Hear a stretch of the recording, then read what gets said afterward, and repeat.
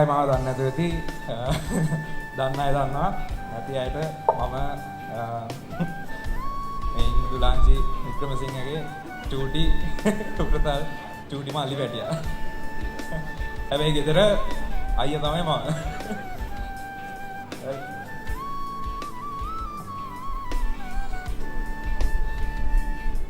අපි නම් පොඩි කාලේ ගහගත්ත නෑ කොහෙවත්.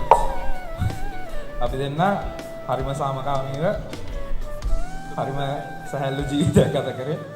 හැබැයි ටීවී රිමෝට් එක දවසට ගෙදර වර්ල්ඩ් වෝර් එක වගේ තමයි. අපේ අම්මී තාත්ති අපේ අක්කිට 1999 දීපු හොඳම දෑයක්ක තමයි මේ මම.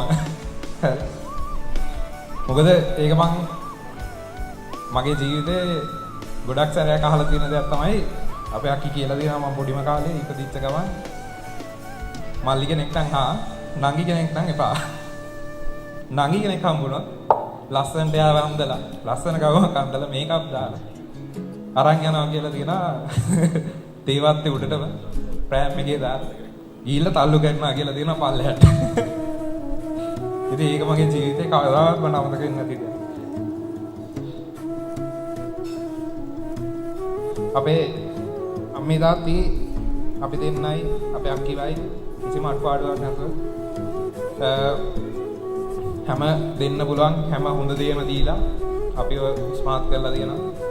ඉතින් ඇයි මං ඔයාගෙන් බලාපොරොත්තු වෙන අපේ අක්කියත් ඒ විදිහටම දීලා එයා මේ විදිහටම කරමු බලාගන්න කියලා.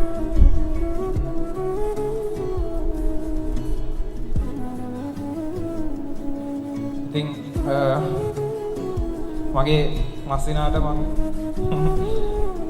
ඉස්සලාම හම්බෙච්ච දවසේ මම ඇත්තටම හිතුවේ නෑ මේ වගේ අයියා කෙනෙක් මට හම්බෙයි කියලා. මොකද මගේ ජීවිතේ මට අයියා කෙනෙක් ඉඳලා තියෙනවා මම දැකලත් නෑ. එයා මම ඉපදෙද්දි නෑ. ඉතින් ඒ අඩුව පුරවන්න මේ අයියාව කියලායි මට තේරෙන්නේ. මොකද අයියා ගෙදර ආව පළවෙනි දවසේම